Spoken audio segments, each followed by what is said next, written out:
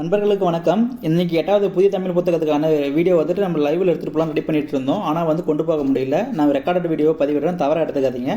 வாங்க எக்ஸ்பிளனேஷன் வீடியோக்குள்ளே போயிடலாம். முதல் கேள்வி, தவறாக பொருந்தியுள்ள ஒன்றை தேர்ந்தெடுன்னு சொல்லி கொடுத்துருக்காங்க. கொடுத்துங்கிற ஆப்ஷன் எது தவறானதுன்னு பார்த்தீங்கன்னா நமக்கு வளைந்த கூடுதலால் அமைந்த மிக பழமையான தமிழ் எழுத்து கண் எழுத்துன்னு சொல்லி கொடுத்துருக்காங்க. இதுதாங்க தப்பு. 4வது ஆப்ஷன் தான் தப்பு. என்ன ரீசன் அப்படின்னு பார்த்தீங்கன்னா நமக்கு வரி வடிவம் அப்படின்னு பார்த்தீங்கன்னா ஆதி காலத்துலேருந்து நிறைய வரி வடிவம் வந்து மாறி மாறி வந்திருக்கு. மனிதனுக்கு எப்போ முதல்ல பேச வருதோ அவன் என்ன பண்ணுறான் அப்படின்னா அவனுக்கு தெரிஞ்சதை வந்து மற்றவங்களுக்கு வெளிப்படுத்துறதுக்காக அது ஓவியம் மூலிமா வந்து வரைஞ்சி வெளிப்படுத்துகிறான். அதுக்கப்புறமா தான் வந்து வரி வடிவம் அப்படின்ற ஒன்று தோன்றுவது. நம்ம தமிழில் இருக்கக்கூடிய வரி வடிவம் அப்படின்னு பார்த்தீங்கன்னா நமக்கு அதாவது கடைசங்க காலம்னு சொல்லுவாங்க. கடைசங்க காலம் அப்படின்னா நமக்கு இது எப்போ இருந்து எப்போ வரைக்கும்னா நமக்கு கிமு 3லிருந்து கிபி 3 வரைக்கும், அதாவது கிமு 3லிருந்து கிபி 3 வரைக்கும் நம்ம கடைசங்க காலம்னு சொல்லி சொல்லுவோம். இந்த காலகட்டத்தில் இருந்த வரி வடிவத்தை நம்ம எப்படி சொல்கிறோம் அப்படின்னா கண் எழுத்துன்னு சொல்லி சொல்கிறோம். அதாவது கண் எழுத்து அப்படின்னு சொல்லி சொல்கிறோம். ஓகேவா, இது கரெக்டு தாங்க.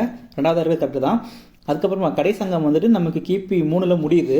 அதுக்கப்புறமா நமக்கு கிபி 3ல் என்ன கிடைக்குது அப்படின்னா நமக்கு கல்வெட்டுகள் வந்து கிடைக்க ஆரம்பிக்குது. கல்வெட்டுகள் நமக்கு எப்போ கிடைக்குது அப்படின்னா கிபி 3ல் கிடைக்குது.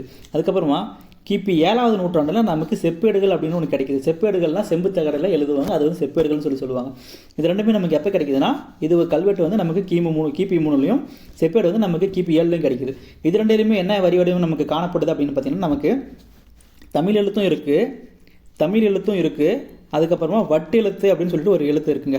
இந்த வட்டு எழுத்து அப்படின்னா அதுதான் என்னன்னாக்கா வளைந்த கோடுகளால் அமைந்த மிக பழைய தமிழ் எழுத்து. இதுதான் வந்து நம்ம வட்டு எழுத்துன்னு சொல்லி சொல்லுவோம்.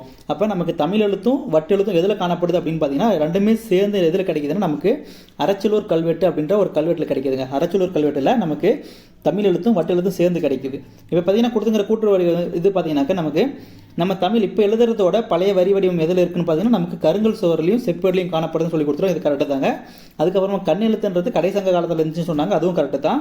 தமிழ் எழுத்து வட்டு எழுத்து ரெண்டுமே வந்து நமக்கு அரச்சலூர் கல்வெட்டில் கிடைக்குன்னு சொல்லியிருக்காங்க, அதுவும் கரெக்டு தான். தவறானதுன்னு பார்த்தாக்கா வளைந்த கோடுகளால் அமைந்த மிக பழைய தமிழ் எழுத்து கண் எழுத்துன்னு சொல்லி கொடுத்துருவோம். இது கண் எழுத்து கிடையாது, இதுதான் வந்து வட்டு எழுத்து. ஓகேவா, வளைந்த கோடுகளால் எழுதுனாக்கா அது பேர் வந்து வட்டு எழுத்து. அடுத்த கேள்வி போகலாம். 2வதாக கொடுத்துங்கிறது பொருந்தாத ஒன்றை தேர்ந்தெடுத்து சொல்லி கொடுத்துருக்காங்க. எது பொருந்தலன்னு பார்க்கலாம். என்னன்னாக்க குழந்தை அப்படின்னு சொல்லிட்டு ஒரு சொல்லு கொடுத்துருக்காங்க. இது வந்து ஒரு பொருள் பல சொற்கள் அப்படின்னு சொல்லிக்கிறாங்க. அதாவது குழந்தை அப்படின்னு சொல்லிட்டு ஒரே ஒரு பொருளை தான் குறிக்கும், ஆனால் இதுக்கு வந்து பல சொற்கள் இருக்குது. அது என்னென்ன சொற்கள்னு பார்த்துருவோம். ஒன்று மகவு, சேய், குளவி. இது மூணுமே வந்து குழந்தையை குறிக்கக்கூடியது.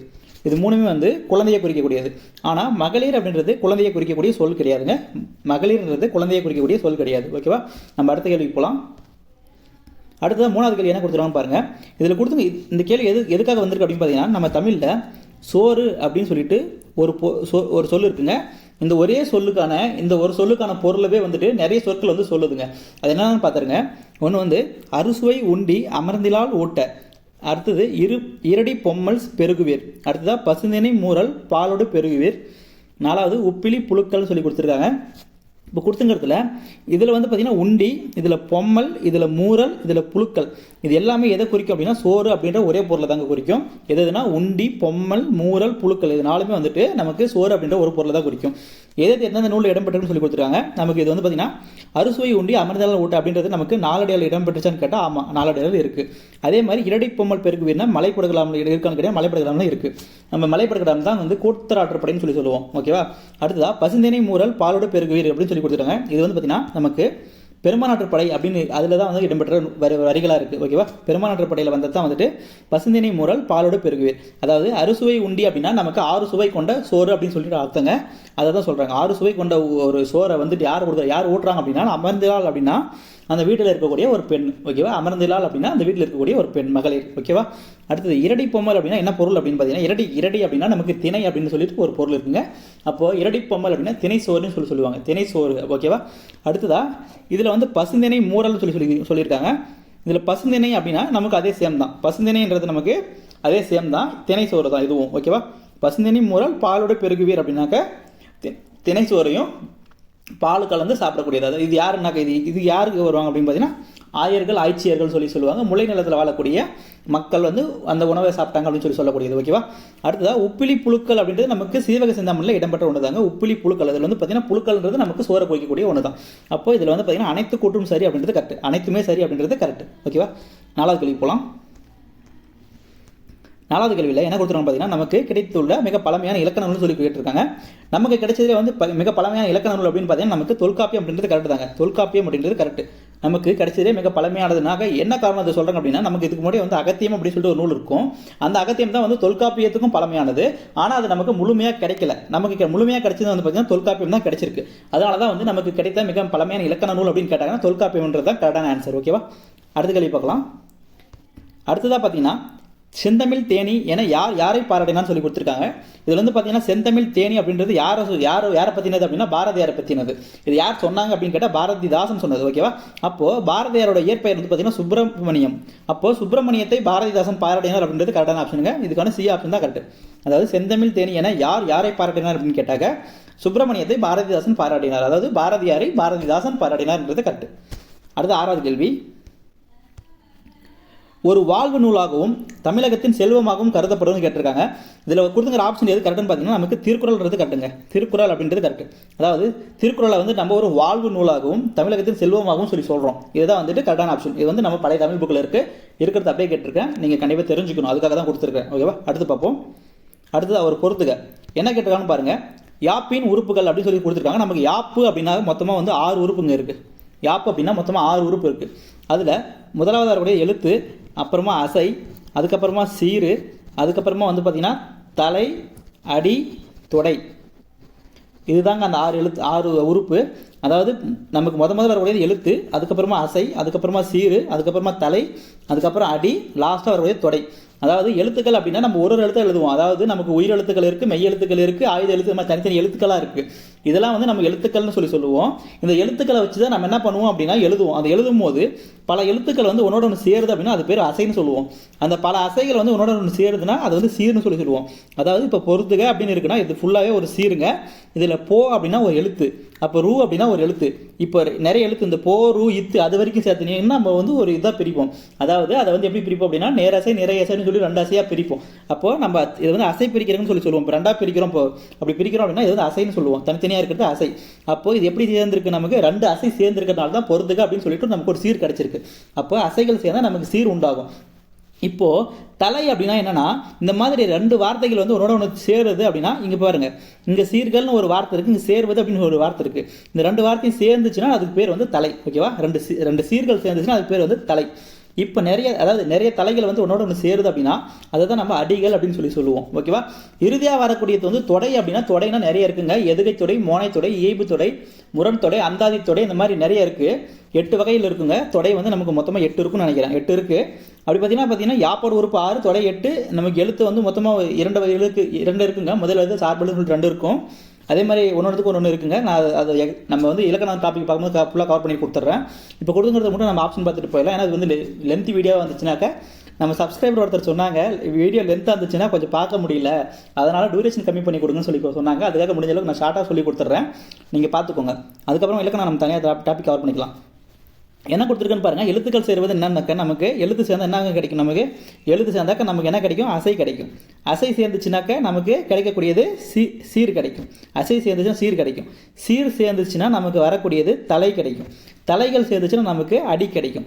அப்போது இதுக்கான சரியான ஆப்ஷன் எதுனாக்கா 3, 4, 2, 1 ஏ ஆப்ஷன் தான் கரெக்ட். ஓகேவா? அடுத்ததாக பார்ப்போம். 8வது கேள்வி. 8வது கேள்வி என்ன கொடுத்துலாம் பார்த்தீங்கன்னா பொருத்தமான சொற்களாக தொடரை நிறைவு செய்யணும்னு சொல்லி கொடுத்துருக்காங்க. இது கொடுத்துங்கிறது வந்து பார்த்தீங்கன்னா தமது, தனது, தன்னால், தம்மால் சொல்லி கொடுத்துருக்காங்க. இங்கே தன், தன்னால், தனக்கு அந்த மாதிரி வந்துச்சுன்னா அது வந்து ஒருமைக்கு வரக்கூடியதுங்க. இங்கே தமது, தம்மால், தமக்கு அந்த மாதிரி வந்துச்சு அது பன்மைக்கு வரக்கூடியது. ஓகேவா? இங்கே நான் வந்துச்சுன்னா அது ஒருமை, மா வந்துச்சுன்னா அது பன்மை. அப்படி மட்டும் ஞாபகம் வச்சுக்கோங்க. எதுக்கு எது எழுதணும்னு சொல்லிடுறேன். இங்கே சிறுமி கையில் மலரை வைத்திருந்தால் வந்திருக்கு. இங்கே என்ன வரணும் அப்படின்னா தனது அப்படின்னு சொல்லி எழுதணும். ஏன் தனது எழுதுறோம் அப்படின்னா இது வந்து ஒருமை. சிறுமி அப்படின்றது ஒருமை, ஒருத்தர். அதனால வந்து ஒருமையில் தனதுன்னு சொல்லணும். ஓகேவா? சிறுமி தனது கையில் மலரை வைத்திருந்தால் சரியான ஆன்சர். 2வதாக இருக்கிறது இவைதாம் எனக்கு பிடித்த நூல்கள். இங்கே இது எனக்கு பிடித்த நூல்னு கேட்டாக்க இதுதான் இங்கே இது அப்படின்னு எழுதுனா இங்கே தான்னு சொல்லி போடணும். இங்கே இவைன்னு இருக்கு. அப்போ பன்மையில் வரதுனால இங்கே என்ன நம்ம போடணும் அப்படின்னா தாம் அப்படின்னு சொல்லிட்டு எழுதணும். ஓகேவா? இவைதாம் எனக்கு பிடித்த நூல்கள் அப்படின்றது கரெக்ட். அடுத்து 3வது அம்பேத்கர் ஒடுக்கப்பட்ட மக்களின் உயர்வுக்காக இங்கே தன்னால் வருமா தம்மால் வருமா அப்படின்னு கேட்டிங்கன்னா இங்கே நம்ம தம்மால் அப்படின்னு சொல்லிட்டு எழுதுவோம். இங்கே தம்மால் அப்படின்னு சொல்லிட்டு எழுதுவோம். என்ன காரணம்னு சொல்லிடுறேன். அம்பேத்கர் வந்து ஒரு ஆள் தானே, இது வந்து பார்த்தீங்கன்னா ஒருமையில் தானே வருது. இங்கே ஏன் நம்ம தம்மால் அப்படின்னு எழுதுறோன்னா இங்கே வந்து சிறப்பு பன்மையை யூஸ் பண்ணுவோம். சிறப்பு பன்மைனா வந்துட்டு அம்பேத்கர் அப்படின்றவங்க வந்து பார்த்தீங்கன்னா புகழ்பெற்ற ஒரு மனிதர். அதுக்காக இந்த இடத்துல வந்து நம்ம சிறப்பு பன்மையை வந்து யூஸ் பண்ணுவோம். அதுக்காக தம்மால் அப்படின்றது யூஸ் பண்ணுறோம். ஓகேவா? இப்போ கொடுத்துங்கிற ஆப்ஷனில் வந்து எது கரெக்டாக இருக்குன்னு பார்த்துக்குங்க. முதலாவது வரக்கூடியதுக்கு தனது, ரெண்டாவது தாம், மூணாவது வரக்கூடிய தம்மால். அப்போ தனது, தாம், தம்மால்ன்றது நமக்கு டி ஆப்ஷன் கரெக்ட். ஓகேவா? அடுத்தது 9வது கேள்வி என்ன கொடுத்துருக்காங்கன்னு பாருங்கள். 9வது கேள்வியில் எல்லல், இளமை, அறியாமை, மடமை ஆகிய 4 காரணங்களால் நகைச்சுவை தோன்றுகிறது என கூறும்போது சொல்லி கொடுத்துருக்காங்க. இதுக்கான சரியான ஆன்சர்னு பார்த்தீங்கன்னா நமக்கு தொல்காப்பியம்.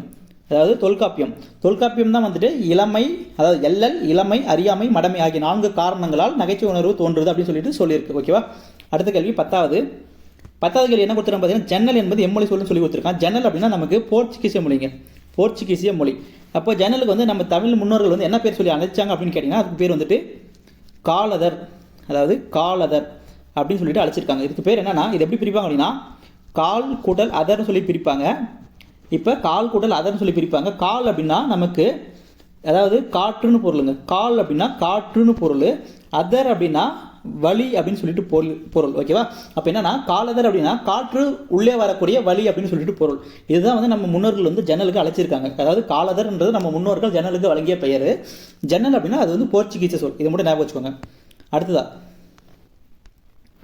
செஞ்சோல் மாதர் வல்லைப்பாட்டின் சீருக்கேற்ப முளவை மீட்டும் இந்த பாடல் வரிகள் வந்து எந்த நூலில் இடம்பெற்றிருக்குன்னு கேட்டிருக்காங்க. இதுக்கான சரியான ஆன்சர்னு பார்த்தீங்கன்னா தொடுவானம் அப்படின்றது கரெக்ட். தொடுவானம் அப்படின்றது நமக்கு வாணிதாசன் இயற்றிய ஒரு நூல். இதில் தான் வந்து பார்த்தீங்கன்னா ஓடை அப்படின்னு சொல்லிட்டு ஒரு பாடல் வந்து இடம்பெற்றிருக்கு. என்னன்னா ஓடை அப்படின்ற ஒரு பாடல் வந்து நமக்கு தொடுவானம் அப்படின்ற ஒரு நூலில் இடம்பெற்றிருக்குது. இதில் வரக்கூடிய வரிகள் தான் இது. என்ன கொடுத்துருக்காங்க அப்படின்னா செஞ்சோல் மாதர் அப்படின்னா இனிமையான சொற்களை பேசக்கூடிய பெண்கள் அர்த்தம்.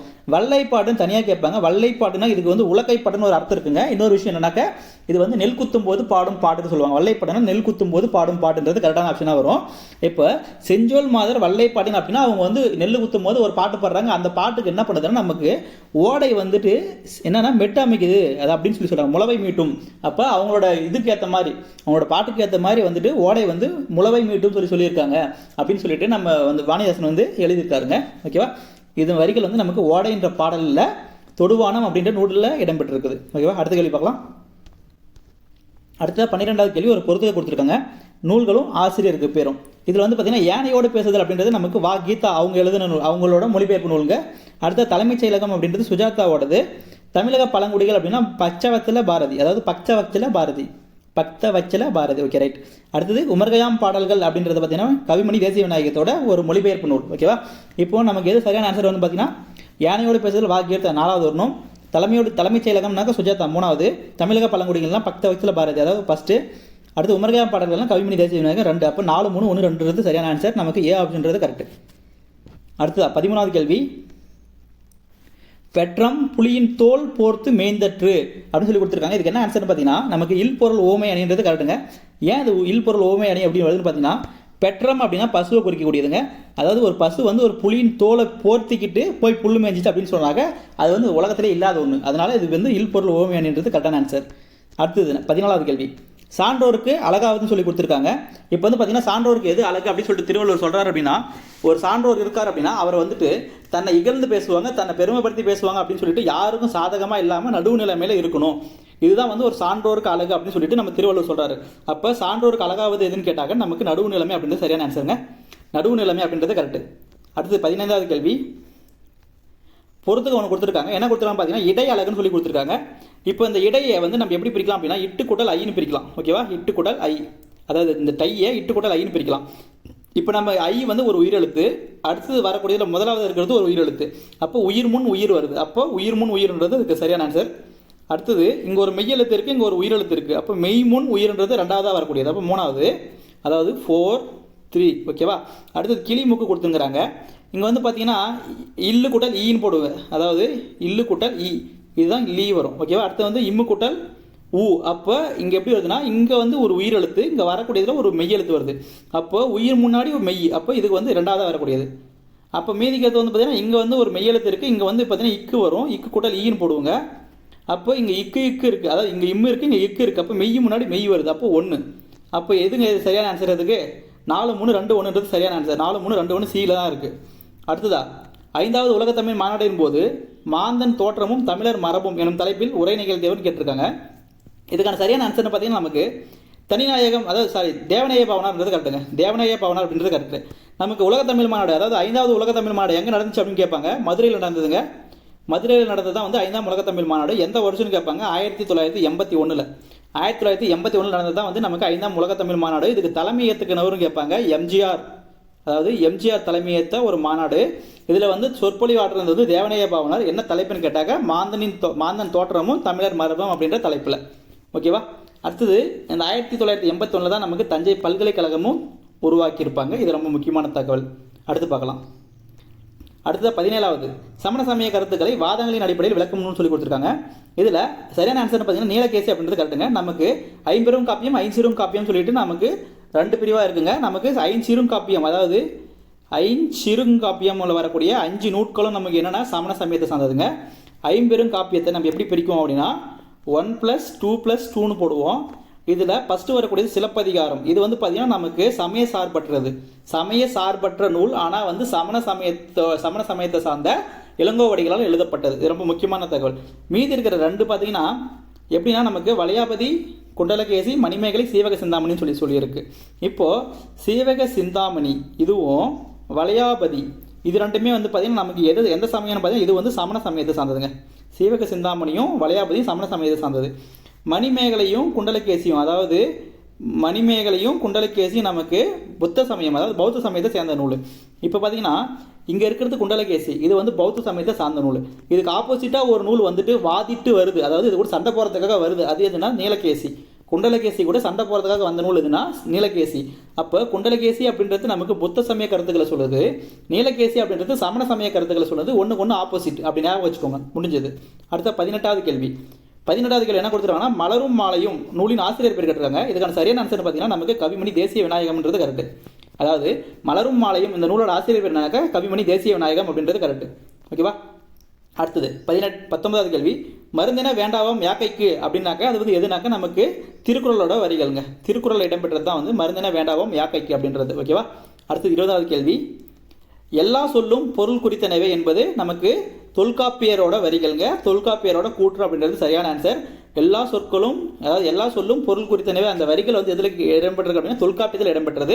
இது டேரெக்டாக வேற மாதிரி கூட கேட்பாங்க. எல்லா சொல்லும் பொருள் குறித்தனவே எனும் வரிகள் எந்த நூலில் இடம்பெற்றதுன்னு கூட கேட்பாங்க. அது வந்து தொல்காப்பியத்தில் இடம்பெற்றது, தொல்காப்பியரோடது. ஓகேவா. அடுத்தது 21வது கேள்வி. தம் தந்தையிடம் தமிழும் இசையும் கற்று 13 வயதிலேயே சொற்பொழிவு ஆற்றியவர் அப்படின்னா நமக்கு நீலாம்பிகை அம்மையார் அப்படின்றது கரெக்டுங்க. நீலாம்பிகை அம்மையார் இவங்க தான் வந்து பார்த்தீங்கன்னா மறைமலை அடிகளோட பொண்ணு. தனித்தமிழ் இயக்கத்தின் தந்தைன்னு சொல்லுவோம். யாருன்னா மறைமலை அடிகளை. அவரோட பொண்ணு தான் யாருன்னா நீலாம்பிகை. இவங்க தான் வந்துட்டு இவங்களோட தலைமையில தான் வந்துட்டு ஈவே ராமசாமிக்கு பெரியார் அப்படின்ற பட்டம் கொடுத்துருப்பாங்க. 1938 நவம்பர் 13, அதாவது சென்னையில் நடந்த ஒரு மாநாட்டில். ஓகேவா. இப்போது நீலாம்பிகை வந்து எப்போ வந்து சொற்பொழிவாட்டுறாங்கன்னா 13 வயசில். இவங்களுக்கு வந்து 13 வயசு இருக்கும்போது சொற்பொழிவாட்டுறாங்க. இவங்களுக்கு தமிழ் கற்றுக் கொடுத்ததும் இசை கற்றுக் கொடுத்ததும் யாருன்னா அவரோட தந்தையே. ஓகேவா. அடுத்த கேள்வி 22வது கேள்வி. ஒரு வினைமுற்று எச்ச பொருள் தந்து மற்றொரு வினைமுற்றை கொண்டு முடிவதுன்னு கேட்டிருக்காங்க. இதுக்கு வந்து முற்றெச்சம் அப்படின்றது சரியான ஆன்சர். அதாவது ஒரு வினைமுற்று அப்படின்னா இப்போ கவிஞன் பாடினன் மகிழ்ந்தான் அப்படின்னு சொல்லி கொடுக்கணும்னு வச்சுக்கோங்க. இப்போ வந்து கவிஞன் பாடினன் மகிழ்ந்தான் இப்படி எழுதுறேன்னு வச்சுக்கோங்க. இப்போ வந்து பார்த்தீங்கன்னா இங்கே கவிஞன் அப்படின்றது முன்னாடி வருது. அதுக்கப்புறம் வந்து பாடினான் அப்படின்னு எடுத்துக்கோங்க. இது வந்து பார்த்தீங்கன்னா ஒரு வினைமுற்று முடிஞ்சிருச்சு. அதுக்கப்புறமா இன்னொரு வினைமுற்று வருது. அது என்ன மகிழ்ந்தான் அப்படின்னு சொல்லிட்டு. இது எப்படி நம்ம எடுத்துக்கணும் அப்படின்னா கவிஞன் பாடி மகிழ்ந்தான் அப்படின்னு நம்ம எடுத்துக்கிறோம். அப்போ பாடினன் அப்படின்றது எப்படி நமக்கு மாறுதுன்னா பாடி அப்படின்னு சொல்லிட்டு மாறுது. அப்போ ஒரு வினை முற்றா இருக்கக்கூடியது நமக்கு ஒரு எச்ச பொருளாக தருது. ஆ இ அப்படின்னு முடியணும், இல்லைன்னா ஊன்னு முடியணும் நம்ம சொல்லும் போது. இப்போ படித்த, எழுதி, நடந்து இதெல்லாம் வந்து பார்த்தீங்கன்னா ஒரு எச்ச வினைகள், எச்ச சொற்கள். ஓகேவா. இப்போ அதே மாதிரி நம்ம பாடினன் அப்படின்றது வந்து பார்த்தீங்கன்னா நமக்கு பாடி அப்படின்னு சொல்லிட்டு தெரியுது. அப்போ பாடி ஈல முடியுது. அப்போ வந்து பார்த்தீங்கன்னா ஒரு எச்ச பொருளை தருது. அதனால இதை வந்து நம்ம என்ன சொல்கிறோம் அப்படின்னா முற்றெச்சம் அப்படின்னு சொல்லி சொல்கிறோம். அதாவது ஒரு தொடர் இருக்குது, அதில் வந்து பார்த்தீங்கன்னா ஒரு வினைமுற்று எச்ச பொருளை தந்து இன்னொரு வினைமுற்றை கொண்டு முடிஞ்சுன்னா அது வந்து நமக்கு முற்றெச்சம் அப்படின்றது பொருள். அடுத்த கேள்வி பார்க்கலாமா. அடுத்தது 23வது கேள்வி. வாழ்வுக்குரிய ஒழுங்குமுறை, அதாவது வாழ்வுக்குரிய ஒழுங்குமுறையை பற்றி சொல்லக்கூடியது ஒழுக்கம் சொல்லியிருக்காங்க. அடுத்தது மொழிக்குரிய ஒழுங்குமுறையை வந்து மரபுன்னு சொல்கிறாங்க. இது என்னன்னாக்க நம்ம வந்து வாழ்கிறோம் அப்படின்னா அந்த வாழ்க்கையை வந்து நல்ல முறையில் எடுத்துகிட்டு போகிறதுக்கு எது வேணும், முக்கியமாக அவசியமானது பார்த்தீங்கன்னா ஒழுக்கம் அப்படின்றது வரும். ஓகேவா. இப்போது அதே மாதிரி ஒரு செய்யுள் இருக்குது, ஏதோ ஒரு இலக்கியம் இருக்குது. அந்த இலக்கியம் இல்லை ஏதாவது ஒரு மொழி எடுத்துக்கோங்க, அந்த மொழிக்கு வந்து எது முக்கியமாக இருக்குன்னா மரபுன்றது கரெக்டு. என்னன்னா நம்ம முன்னோர்கள் வந்துட்டு அந்த மொழியை வந்து எப்படி பேசினாங்களோ எப்படி எழுதுனாங்களோ அது வந்து நம்ம மரபுன்னு சொல்லுவோம். அந்த மரபை வந்து நம்ம ஃபாலோ பண்ணால் தான் நம்மளோட மொழியும் வந்து நீண்ட காலத்துக்கு முன்னேறி போகும் அப்படின்றத சொல்கிறாங்க. ஓகேவா? அப்போது ஒரு வாழ்வுக்கு உரியது பார்த்தீங்கன்னா நமக்கு ஒழுங்குமுறை, வாழ்வுக்குரிய ஒழுங்குமுறைனா ஒழுக்கம், அப்போ மொழிக்குரியதுனாக்க நமக்கு மரபுன்றது கரெக்ட். ஓகேவா? அப்போ இரண்டுமே அப்படின்றது சரியான ஆன்சர். நமக்கு சி ஆப்ஷன் கரெக்ட். கூற்று இரண்டும் சரின்றது சரியானது. அடுத்தது பசுமர தானி போல என்பது நமக்கு என்னன்னாக்க எளிதில் மனதில் பதிதல்ன்றது கரெக்டுங்க. எளிதில் மனதில் பதிதல், அதாவது ஒரு பச்சை மரத்தில் போய் ஒரு ஆணி அடிக்கிறீங்க அப்படின்னா அதுக்கு வந்து டக்குன்னு இறங்கும். அதே மாதிரி தான் வந்துட்டு ஒரு அதாவது இளமை பருவத்தில் நீங்கள் படிக்கிறீங்க அப்படின்னா உங்களுக்கு வந்து எளிமையாக வந்து மனதில் பதியும் அப்படின்றது தான் கரெக்டான ஆன்சர். ஓகேவா? அடுத்தது 25வது கேள்வி. நீதிநெறி விளக்கம் எத்தனை பாடல்களை கொண்டது சொல்லி கொடுத்துருக்காங்க. நீதிநெறி விளக்கம் அப்படின்றது பார்த்தீங்கன்னா நமக்கு 102 வெண்பாக்களை கொண்டது. 102 வெண்பாக்களை கொண்டது. இது எழுதுனதுன்னு பார்த்தீங்கன்னா குமரகுருபரர். இவரோட காலம்னு பார்த்தீங்கன்னா கிபி 17. கிபி 17வது நூற்றாண்டு சார்ந்தவர் வந்து குமரகுருபரர். இவர் வந்து பார்த்தீங்கன்னா 102 வெண்பாக்களை கொண்ட நீதிநெறி விளக்கம் அப்படின்ற ஒரு நூல் எழுதியிருக்கார். ஓகேவா? அடுத்து பார்ப்போம். அடுத்து 26வது கேள்வி. மன்னிக்கு தெரிந்த மனிதனின் உள்ளம் மாணிக்க கோயிலப்பா எனும் வரியின் ஆசிரியர் கேட்டிருக்காங்க. இதுக்கான சரியான ஆன்சர் பார்த்தீங்கன்னா ஆலங்குடி சோமு அப்படின்றவர் கரெக்ட். இவருக்கு வந்து தமிழக அரசு கலைமாமணி பட்டம் கொடுத்துருக்காங்க. இவர் வந்து சிவகங்கை மாவட்டத்தை சார்ந்தவர். மன்னிக்கு தெரிந்த மனிதனின் உள்ளம் மாணிக்க கோயிலப்பான்ற வரி எழுதுனது நமக்கு ஆலங்குடி சோமுன்றது கரெக்ட். அடுத்து பார்ப்போம். இந்தியா விஜயா ஆகிய இதழின் மூலம் விடுதலை போருக்கு வித்திட்டவர் யாருனாக்க நமக்கு பாரதியார். இந்தியா விஜயா ஆகிய இதழின் மூலம் விடுதலை போருக்கு வித்திட்டவர் நமக்கு பாரதியார்ன்றது சரியான ஆன்சர். இதில் வந்து பார்த்தீங்கன்னா இந்தியா அப்படின்றது மிக முக்கியமான இதழுங்க பாரதியாரோடது. இதில் தான் வந்து முதல் கேலி சித்திரத்தை தமிழுக்கு அறிமுகப்படுத்தியிருப்பார். அடுத்த கேள்வி. சிங்கம் இளமை பெயர் கேட்டிருக்காங்க. இப்போ கொடுத்துங்க பார்த்தீங்கன்னா சிங்கத்துக்கு வந்து இளமை பெயர் என்னன்னாக்க குருளை அப்படின்றது சரியான ஆன்சருங்க. இதுவே பசு அப்படின்னா கன்று, ஆட்டுக்குட்டின்னு சொல்லுவோம், புலிக்கு வந்து பரல் அப்படின்னு சொல்லுவோம். ஓகேவா? அடுத்த கேள்வி பார்க்கலாம். அடுத்து 29வது கேள்வி. தமிழ் காவியங்களை படியுங்கள், இன்பங்களை நுகருங்கள் என கூறியவர்னு கேட்டிருக்காங்க. இதுக்கான சரியான ஆன்சர் பார்த்தீங்கன்னா நமக்கு திருவி கல்யாண சுந்தரனார் அப்படின்றது கரெக்டான ஆன்சருங்க. தமிழ் காவியங்களை படியுங்கள், இன்பங்களை நுகருங்கள் என கூறியவர் யாருனாக்க நமக்கு திருவி கல்யாண சுந்தரனார் சரியான ஆன்சர். அடுத்த கேள்வி 30வது கேள்வி. உரிமை பொருளில் இடம்பெறும் வேற்றுமை சொல்லி கொடுத்துருக்காங்க. உரிமை பொருள் அப்படின்னாக்க ஒருத்தருக்கு உரிமையாக வரக்கூடிய எல்லாமே வந்து உரிமை பொருளை சொல்லுவாங்க. இது வந்து எதில் வருது அப்படின்னா நமக்கு ஆறாம் வேற்றுமை. ஆறாம் வேற்றுமைக்கான உறுப்பு என்னென்னு பார்த்தீங்கன்னா, அதாவது அதுக்கான இது என்னென்னு பார்த்தீங்கன்னா நமக்கு வேற்றுமை உறுப்பு நடக்க அதுன்னு சொல்லுவாங்க.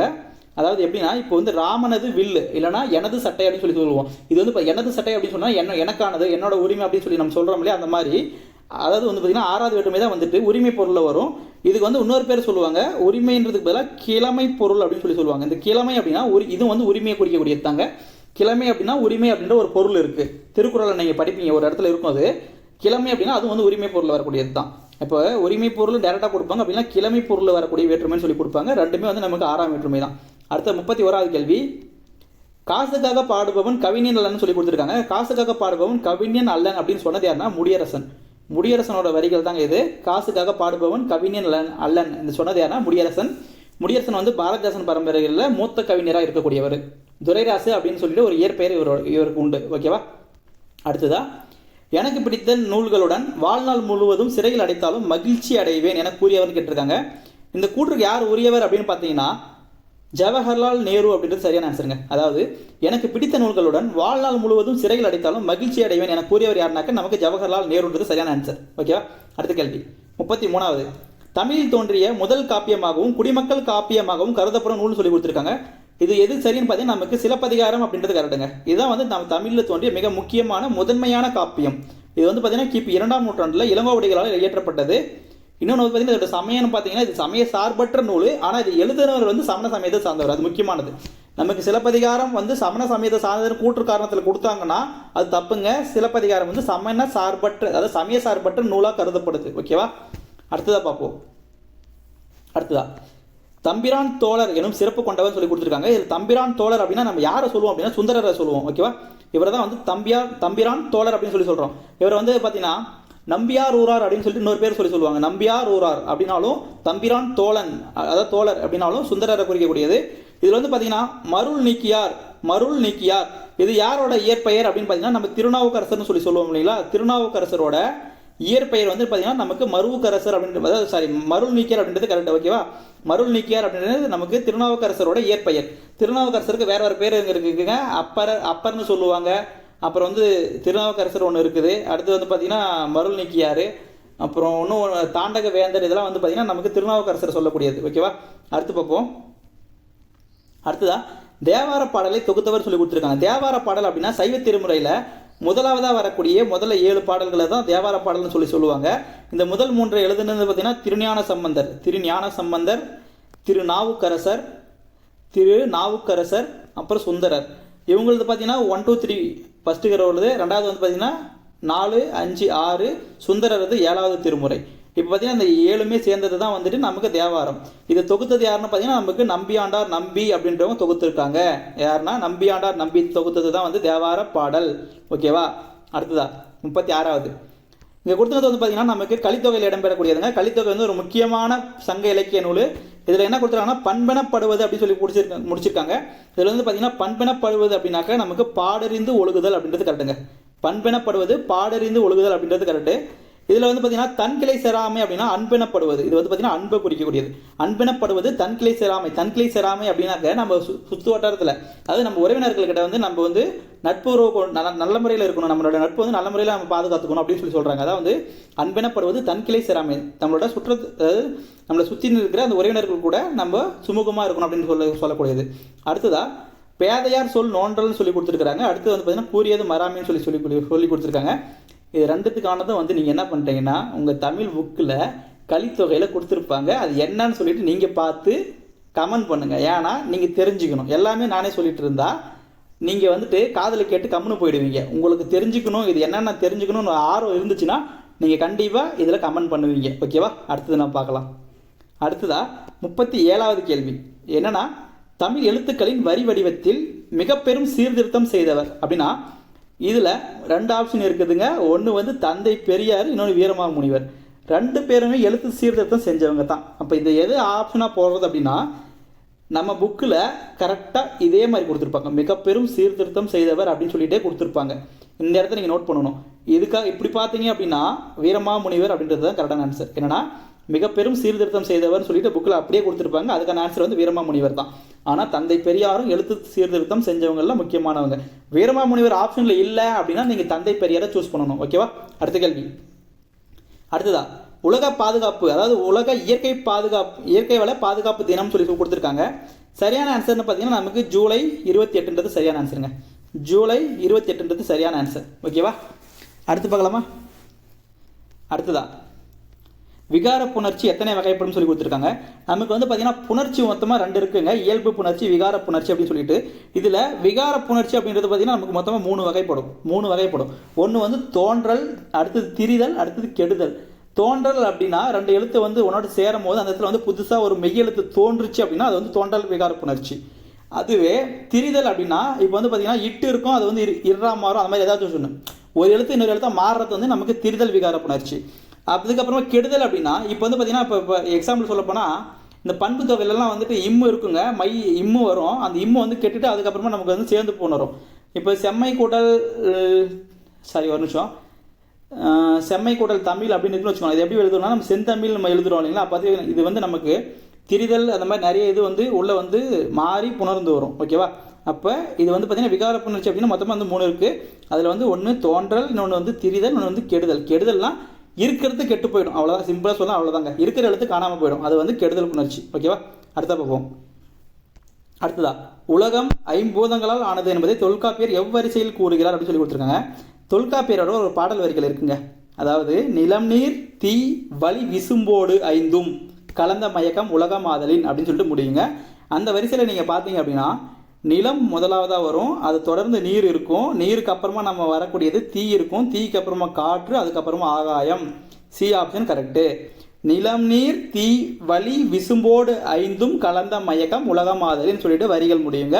தொல்காப்பியரோட மிக முக்கியமான வரிகள். உலகம் வந்து 5 பூதங்களால் ஆனதுன்னு சொல்லிட்டு தொல்காப்பியர் கூறக்கூடிய மிக முக்கியமான வரிகளை அதை பார்க்கலாம். அடுத்ததா 41வது கேள்வி. சுழன்றும் ஏற்பினது உலகம் எனும் திருக்குறள் கூறும் அறிவியல் கருத்தை சொல்லி கொடுத்துருக்காங்க. இதுக்கு என்ன சரியான ஆன்சர் பார்த்தீங்கன்னா உலகம் உருண்டையானதுன்றது கரெக்டான ஆன்சருங்க. அதாவது என்ன சொல்ல வராங்க அப்படின்னா அதாவது நம்ம சயின்ஸ் படி பார்த்தீங்கன்னா உருண்டையாக இருக்கிற எல்லா பொருளுமே வந்துட்டு சுழலக்கூடியது. அப்போ சுழன்றும் ஏற்பினது உலகம் அப்படின்னா இதை எப்படி சொல்கிறாங்க அப்படின்னா இந்த உலகம் வந்து உருண்டையாக தான் இருக்குது அப்படின்னு சொல்லிட்டு நம்ம முன்னோர்கள் அறிஞ்சிருந்தாங்க அப்படின்னு சொல்லிட்டு கூறக்கூடிய அறிவியல் கருத்து எதில் இடம்பெறுது அப்படின்னு நமக்கு திருக்குறளில் சொல்லக்கூடியது. அதில் குறிப்பாக சொல்லணும் இந்த திருக்குறள் சுழன்றும் ஏற்பினது உலகம் அப்படின்ற திருக்குறள் எது சொல்லுதுன்னா இந்த உலகம் வந்து உருண்டையானது அப்படின்னு சொல்லிட்டு சொல்லக்கூடியதாக வருது. ஓகேவா? அடுத்த கேள்வி 42வது. ராமலிங்க அடிகளாரின் திருவருட்பாவில் அமைந்துள்ள பாடல்களின் எண்ணிக்கை. ராமலிங்க அடிகளாரோட பாடல்களை வந்துட்டு திருவருட்பா அப்படின்ற இதில் வந்து தொகுத்தது வந்து பார்த்தீங்கன்னா அவரோட சீடர்கள் என்ன தலைப்பில் தொகுத்தாங்கன்னா அதாவது திருவருட்பா. இப்போ வந்து பார்த்தீங்கன்னா அது எவ்வளோ பாட்டு இருக்குன்னு கேட்பாங்க. பாட்டு வந்து நமக்கு வந்து பார்த்தீங்கன்னா 58-18 கரெக்ட். 58-18 அதாவது 5818 பாடல்கள்ன்றது கரெக்ட். ஓகேவா. அடுத்த கேள்வி 43வது. நகைச்சுவை உணர்வு மட்டும் எனக்கு இல்லை எனில் எப்பொழுதோ தனது வாழ்க்கையை இழந்திருக்கக்கூடும் என கூறியவர் யாருன்னு பார்த்தீங்கன்னா நமக்கு காந்தி சொன்னதுங்க. காந்தி என்னன்னா நகைச்சுவை உணர்வு மட்டும் தனக்கு இல்லை என்றால் எப்பொழுதோ தனது வாழ்க்கையை இழந்திருக்கக்கூடும் அப்படின்னு சொன்னதுன்னா நமக்கு காந்தி. அடுத்த கேள்வி பார்க்கலாம். அடுத்ததா மனமுறை கண்ட வாசகம் என்னும் நூலை இயற்றியவன் கேட்டிருக்காங்க. இது வந்து பார்த்தீங்கன்னா யார் மனுமுறை கண்ட வாசகம் இது இயற்றினது வந்து பார்த்தீங்கன்னா நமக்கு திருவருட் பிரகாச வள்ளலார் அப்படின்னு அழைக்கப்படக்கூடிய ராமலிங்கர் தொகுத்தது அவரோட நூல் தாங்க இது. அவர் இயற்றினது தான். அதாவது மனுமுறை கண்ட வாசகம் அப்படின்றது நமக்கு ராமலிங்க அடிகள் அவர் இயற்றிய ஒரு நூலாக இருக்குங்க. அடுத்த கேள்வி பார்க்கலாம். அடுத்ததா நம்ம பார்க்கக்கூடியது வந்து பார்த்தீங்கன்னா வருகை பருவம் பிள்ளை தமிழ் எத்தனையாவது பருவம், அதாவது எத்தனையாவது திங்களில் பாடப்படும் சொல்லி கொடுத்துருக்காங்க. அதாவது எத்தனையாவது பருவம்னா ஈஸியாக பார்க்கலாம், திங்கள்னாக்க கொஞ்சம் கஷ்டம் தான், கொஞ்சம் எப்படின்னு பாருங்கள். இப்போ வந்து பார்த்தீங்கன்னா பிள்ளை தமிழ் இது எடுத்துக்கிட்டிங்கன்னா நமக்கு மொத்தமாக 10 பருவம் சொல்லுவாங்க. 10 பருவம் இருக்குங்க. அந்த 10 பருவத்தில் 7 பருவம் வந்துட்டு பொதுவாக வரும். ஆண்பார் பிள்ளைத்தமிழ், பெண்பார் பிள்ளைத்தமிழ், பிள்ளைத்தமிழ் 2 இருக்குது. அந்த 2 பிள்ளைத்தமிழுக்கும் பொதுவாக வரக்கூடியது 7 பருவம். இது வந்து பார்த்திங்கன்னா ஆணுக்கும் வரும் பெண்ணுக்கும் வரும். அடுத்ததா ஒரு 3 பருவம் வந்து ஆணுக்கு மட்டும் ஸ்பெஷலாக இருக்கும், ஒரு 3 பருவம் வந்து பெண்ணுக்கு மட்டும் ஸ்பெஷலாக இருக்கும்.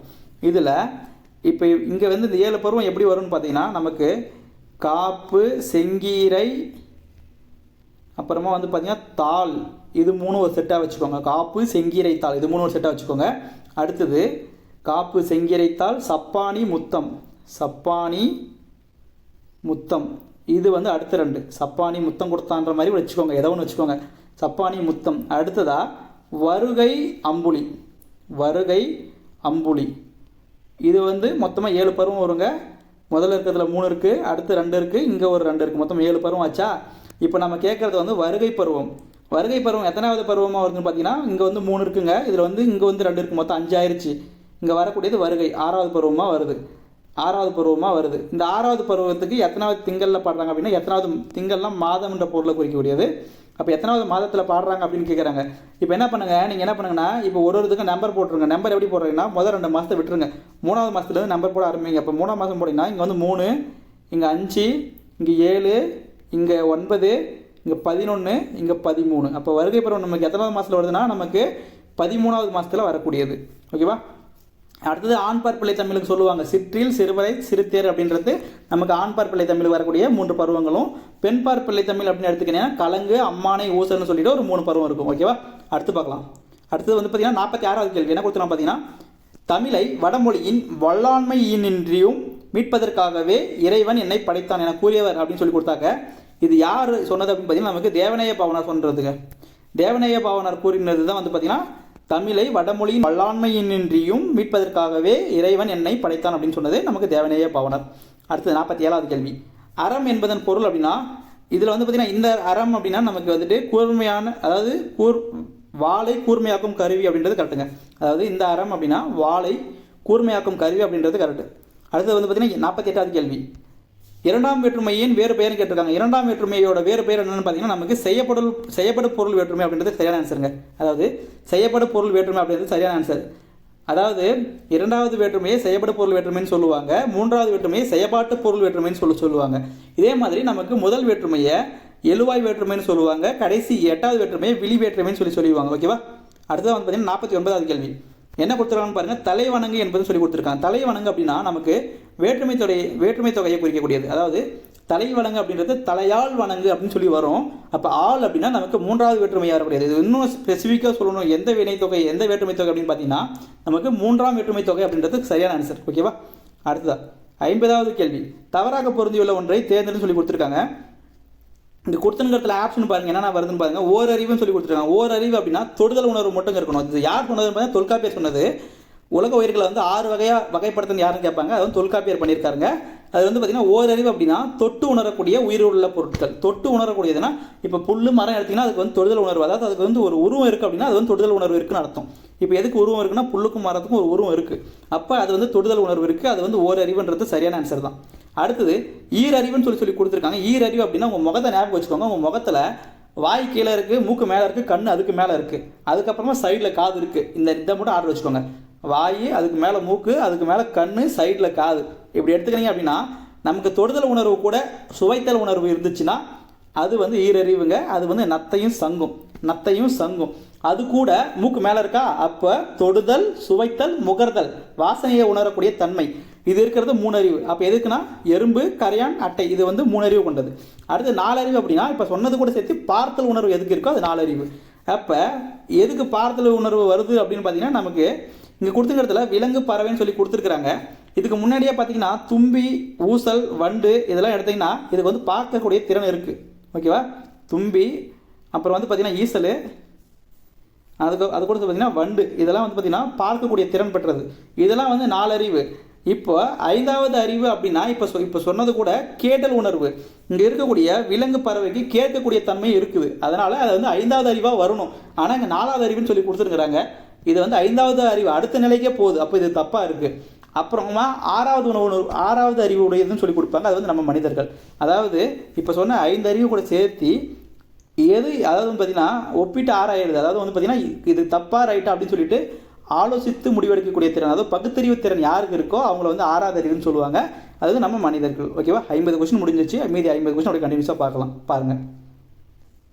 அடுத்ததா அழகின் சிரிப்பு எனும் படைப்புக்குரியவர் சொல்லி கொடுத்துருக்காங்க. இந்த நூலை எழுதுனது யாருன்னு பார்த்தீங்கன்னா பாவேந்தர் பாரதிதாசன்றது சரியான ஆன்சருங்க.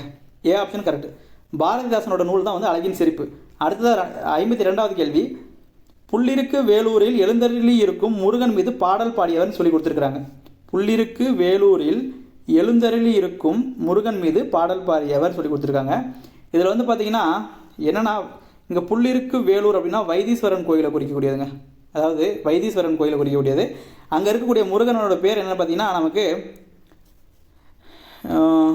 ஒரு நிமிஷங்க. ஓகே, அங்கே இருக்கக்கூடிய முருகனோட பேர் வந்து முத்துக்குமாரசாமி அப்படின்றவர் தான் வந்துட்டு அங்கே இருக்கக்கூடியவர். முத்துக்குமாரசாமி மீது பாடல் பாடினது யாருன்னு பார்த்தீங்கன்னா நமக்கு குமரகுருபரர். அதுதான் வந்து முத்துக்குமாரசாமி பிள்ளைத்தமிழ் அப்படின்னு அழைக்கப்படுதுங்க. அதாவது புள்ளிருக்கு வேலூரில் இருக்கக்கூடிய முருகன் மீது பாடல் பாடினவர் யாருன்னா நமக்கு குமரகுருபரர். அங்கே வசிக்கக்கூடிய முருகனோட பேர் என்னன்னாக்க முத்துக்குமாரசாமி.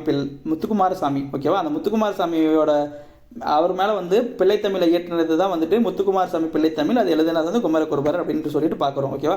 அடுத்தது 53வது கேள்வி, புகழெனில் உயிரும் கொடுக்குவர், பழியெனில் உலகுடன் பெரினும் கொள்ளலர். இந்த வரிகள் வந்து எதில் இடம்பெறுது அப்படின்னா நமக்கு புறநானூரில் இடம்பெறக்கூடிய ஒரு வரிகளாக இருக்குங்க. புறநானூரில் இடம்பெறக்கூடிய ஒரு வரிகளாக இருக்குது. புகழெனில் உயிரும் கொடுக்குவர், பழியெனில் உலகுடன் பெரினும் கொள்ளலர் அப்படின்ற வரிகள். ஓகேவா? அடுத்து 54வது கேள்வி, தந்தை பெரியாரின் பகுத்தறிவு சிந்தனைகளை கவிதை வடிவில் தந்தவர். இது ரொம்ப முக்கியமான கேள்விங்க. தந்தை பெரியாரோட பகுத்தறிவு சிந்தனைகளை கவிதை வடிவில் தந்தவர் கேட்டிருக்காங்க. நமக்கு கவிதை வடிவு அப்படின்னு கேட்டாங்கன்னா ஒரே ஆப்ஷன் தாங்க, பாரதிதாசன். கவிதை வடிவு அப்படின்னு கேட்டாங்கன்னா பாரதிதாசன். அதுவே தந்தை பெரியாரோட அந்த பகுத்தறிவு சிந்தனைகளை பாடல்களில் எழுதியவர் அப்படின்னு கேட்டாங்கன்னா உடுமலை நாராயண கவி. இவரை தான் நம்ம பகுத்தறிவு கவிராயர் சொல்லி சொல்கிறோம். ஓகேவா? அப்போ தந்தை பெரியாரோட சிந்தனைகளை வந்து பகுத்தறிவு சிந்தனைகளை கவிதை வடிவில் தந்தா யாருன்னு கேட்டாங்க நமக்கு பாரதிதாசன். பாடலில் தந்தது யாருனாக்கா உடுமலை நாராயண கவி. அடுத்தது 55வது கேள்வி, இதில் பார்க்கக்கூடியது பார்த்தீங்கன்னா திணைவலு இடம்பெற்ற தொடர் கேட்டிருக்காங்க. திணைவலு அப்படின்னா நமக்கு வந்துட்டு உலக உயிர்களை வந்துட்டு உயர்திணை அக்ரேன்னு 2ஆக பிரிப்போம். மனிதர்கள் வந்து உயர்திணை, மனிதன் அல்லாத எல்லாமே வந்து அக்ரேனை. அந்த கான்செப்டில் பார்க்கணுங்க. முதல்ல கொடுத்துருக்கிறது பார்த்தீங்கன்னா குயில்கள் கூவியதுன்னு சொல்லி கொடுத்துருக்காங்க. இந்த இடத்துல குயில்கள்னு இருக்குது. அப்போ பன்மையில் வருது. அப்போ வரும்போது கூவின அப்படின்றது வரணும். கூவியதுன்னா ஒரு குயிலை சொல்லக்கூடியது. குயில் கூவியது கரெக்டு. இங்கே குயில்கள் கூவினன்றது தான் வரணும். அது இப்போ தப்பு, இது வராது. ஆனால் ஆக்சுவலாக வந்து இது வந்து எண்கள் தொடர்பாக இருக்குது. இவங்க கேட்டது திணைவலு தான் கேட்டிருக்காங்க. திணைவலு எது வருதுன்னு பாருங்கள். இங்கே கமலா சிரித்தாய்ன்னு சொல்லி கொடுத்துக்கிறாங்க. அதாவது கமலா சிரித்தாள், அது வந்து தன்மையில் வந்திருக்கணும். அவங்க முன்னாடி இருக்கிறவங்க நீ சிரித்தாய் அப்படின்னா அது கரெக்டு. கமலா சிரித்தாள் அப்படின்றது தான் வரணும். அங்கே சிரித்தாய்ன்னு சொல்லி கொடுத்தா அது வந்து இடவலல் வருது. அப்போ இதுவும் கிடையாது. கபிலன் பேசினாள் அப்படின்னு சொல்லி கொடுத்தாங்க. இது வந்து பார்த்தீங்கன்னா பால்வலுங்க. பால்வலுன்னா ஆண்மையை பெண்மையாகவும் பெண்மையை ஆண்மையாகவும் மாற்றி சொல்கிற மாதிரி வரும். அப்போ பார்த்தீங்கன்னா கபிலன் பேசினாள் அப்படின்னு கொடுத்தது பார்த்தீங்கன்னா திணைவலு கிடையாதுங்க, பால்வலு. இப்போ திணைவலு அப்படின்னாக்க இங்கே பார்த்தீங்கன்னா அரசன் வந்ததுன்னு சொல்லி கொடுத்துருக்காங்க. அரசன் வந்தது அதுன்னு சொல்லி முடிஞ்சாலே அது வந்து நம்ம உயிரற்ற பொருட்கள் அக்ரிணியை மட்டும் தான் சொல்லுவோம். அப்போ அரசன் வந்தார், அப்படி வந்தார்ன்றது பார்த்தீங்கன்னா நமக்கு உயர்திணைக்குரிய ஒரு வினைமுற்றாக வரக்கூடியது. அப்போ அதுதான் வந்திருக்கணும். அங்கே வந்து அக்ரிணிக்குரிய ஒரு வினைமுற்று வந்ததுனால அது தப்புங்க. ஓகேவா? அப்போ இதுக்கான ஆன்சரை பார்த்தீங்கன்னா நமக்கு டி ஆப்ஷன் தான் கரெக்ட். அரசன் வந்தது அப்படின்றது தான் தப்பு. ஏன்னா இங்கே திணைவலு தான் கேட்டிருக்காங்க. திணைவலுனா நமக்கு உயர்திணைன்னு வரணும். ஆனால் அக்ரிணியில் கொடுத்துருக்காங்க, அதுதான் தப்பு. அடுத்தது 56வது கேள்வி என்ன கொடுத்துருக்காங்கன்னா மல்லிகை சூடினால் அப்படின்னு சொல்லி கொடுத்துருங்க. மல்லிகை அப்படின்னாக்க ஒரு பூவுங்க. பூ, அதாவது மல்லிகை செடி இருக்குது, அந்த செடியில் ஒரு செடி இருக்குது, அந்த செடியில் வைக்கக்கூடிய பூவோட பேர் தான் மல்லிகை. அப்போ ஒரு முழு செடியே வந்துட்டு அந்த பூ பேரை சொல்கிறாங்க இல்லையா, அப்போ அந்த செடி வந்துட்டு அந்த பூவுக்கு ஆகி வர்றதுனால இதை வந்து பொருளாக பெயர்னு சொல்லுவாங்க. அதாவது இது வந்து முதலாக பெயர்னு சொல்லுவாங்க. மல்லிகை சூடினால் அப்படின்னா அதாவது அந்த செடியில் வைக்கக்கூடிய ஒரு பூவை தான் சொல்கிறா, ஆனால் அந்த செடியை சொல்லாமல் அந்த பூவை சொல்கிறாங்க. அப்போ இது வந்து எதுக்கு ஆகி வருது, அந்த செடி வந்து அந்த பூவுக்கு ஆகி வருது. அப்போ இது வந்து பொருளாக பெயர்னு சொல்லுவாங்க, இல்லை முதலாக பெயர்னு சொல்லுவாங்க. ஓகேவா, அடுத்த கேள்வி பார்க்கலாம்.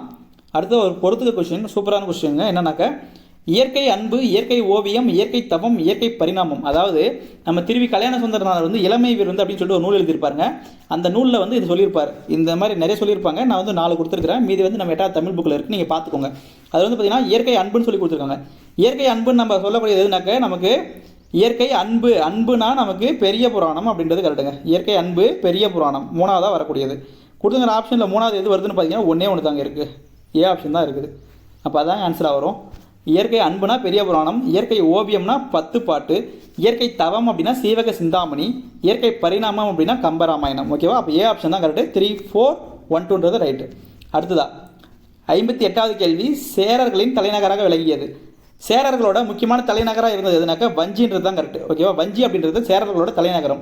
மீதி இருக்கிற 3 காந்தலூர், தொண்டி, முசிறி, இது 3மே வந்து பார்த்தீங்கன்னா அவர்களோட துறைமுக நகரம்.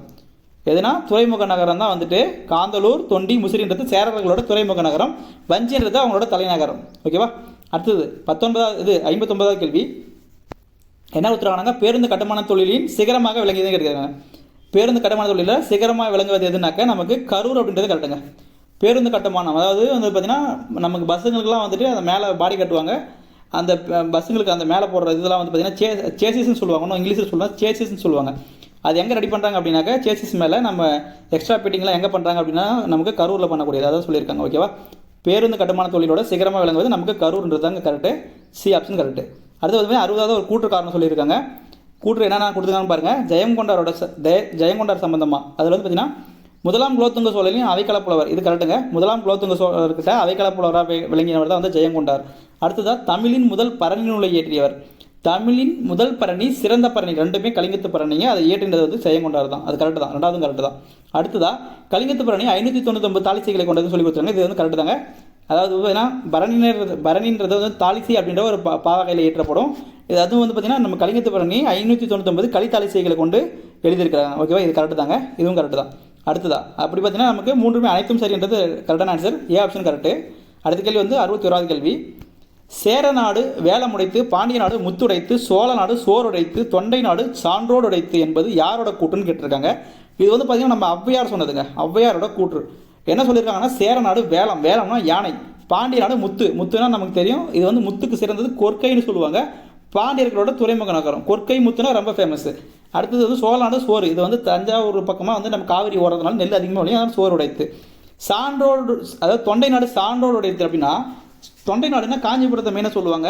காஞ்சிபுரத்தில் வந்து பார்த்தீங்கன்னா கல்வி நிலையம் அதிகமாச்சு, அதாவது வந்து படித்தவங்க அதிகமாக இருந்தாங்க சான்றோடு உடைத்து. ஓகேவா, அப்போ இது வந்து நம்ம பொறுத்துகளையும் கேட்பாங்க, தனியாகவும் நீங்கள் இடத்த பார்த்துருவீங்க, அது வந்து பொறுத்துகளையும் கேட்பாங்க. யார் சொன்னது அப்படி கேட்பாங்க, அப்படி கேட்டாங்கன்னா இது வந்து ஔவையார் சொன்னது. ஓகேவா, அடுத்து பார்க்கலாம். அடுத்ததா கலிங்கத்து பரணியை தென்தமிழ் தெய்வ பரணி என புகழ்ந்தவர் கேட்டாங்க. இதை யார் சொன்னது அப்படின்னு பார்த்தீங்கன்னா நமக்கு ஒட்டக்கோத்தர் சொன்னது தாங்க. ஒட்டக்கோத்தர் தான் வந்துட்டு கலிங்கத்து பரணியை தென்தமிழ் தெய்வ பரணின்னு சொல்லியிருக்காரு. ஜெயங்கொண்டாரோட சமகாலத்தில் வாழ்ந்தவர் தான் வந்து ஒட்டக்கோத்தர். இது ரொம்ப முக்கியமானது. 2 பேருமே கிபி 12ஆம் நூற்றாண்டில் வாழ்ந்தவங்க. ஓகேவா, கிபி 12. அடுத்து 63வது அன்னம் விடுத்துவது எனும் சிற்றிதழை நடத்தியவர் கேட்டிருக்காங்க. இதுக்கான சரியான ஆன்சர் பார்த்தீங்கன்னா மீரானா ராசேந்திரன் அப்படின்றது கரெக்டான ஆன்சருங்க. அவர் நடத்தின ஒரு சிற்றிதழ் தான் வந்துட்டு அன்னம் விடுத்துவது. ஓகேவா, அடுத்தது 64வது தொல்காப்பிய நெறிப்படி தமிழ் படுத்திய பெருமைக்குரியவர் அப்படின்னா என்னன்னா கம்பர் அப்படின்றது சரியான ஆன்சருங்க. கம்பர் அப்படின்றது சரியான ஆன்சர். என்னன்னா அந்த காலத்தில் நிறைய நூல்கள் வந்து எழுதுறாங்க. நிறைய நூல்கள் எப்படி எழுதுறாங்கன்னா வடமொழி சொற்களை அப்படியே எழுதுறாங்க. அந்த வடமொழி சொற்களை தமிழில் மாற்றி எழுதுறது அப்படின்னாக்க நமக்கு கம்பர். இது ரொம்ப முக்கியமான கேள்வியாக பார்க்கணுங்க. தொல்காப்பிய நெறிப்படி தமிழ் படுத்திய பெருமைக்குரியவர். இன்னொரு விஷயம் கேட்பாங்க, தொல்காப்பிய நெறி நின்ற புலவர்னு கேட்பாங்க. 2த்துக்குமே கம்பர் தாங்க. அடுத்தது தந்தை பெரியாரின் எழுத்து சீர்திருத்தங்களை நடைமுறைப்படுத்தியவர். நான் முன்னே சொல்லியிருக்கிறேன், எழுத்து சீர்திருத்தம் 2 பேர் இருப்பாங்க மேஜராக நமக்கு. ஒன்று வந்து வீரமாமுனிவர், 2வது தந்தை பெரியார். இதில் தந்தை பெரியார் எடுத்துகிட்டு வந்த எழுத்து சீர்திருத்தங்களை நடைமுறைப்படுத்தின யாருன்னு கேட்டாங்கனாக்க நமக்கு மக்கள் திலகம் என அழைக்கப்படக்கூடிய எம்ஜி ராமச்சந்திரன் அவர்கள். இவர் எப்போ அதை நடைமுறைப்படுத்துகிறார் அப்படின்னா 1977 இவர் வந்து முதல்வராக பதவி ஏற்றது 1970 கரெக்டு தானா? தப்பாக இருக்குங்க, 20 நிமிஷம். 77 கிடையாது, 78. ஓகேவா?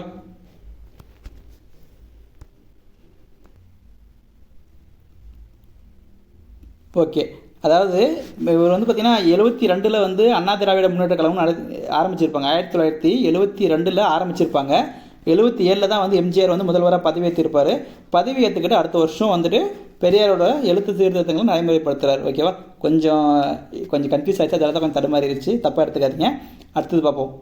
அடுத்து வந்து பார்த்தீங்கன்னா முந்தை மொழிக்கெல்லாம் மூத்தவளே மூவேந்தர் அன்பே எனும் வரிகளுக்கு உரியவர்னு கேட்டிருக்காங்க. இது வந்து யாரோட வரிகள் அப்படின்னு பார்த்தீங்கன்னா நமக்கு து. அரங்கன் அவர்களோட வரிகள். து. அரங்கன் அவர் எழுதின பாடல்களில் இடம்பெற்ற ஒரு வரிகளாக இருக்கக்கூடியதான் இது. ஓகேவா?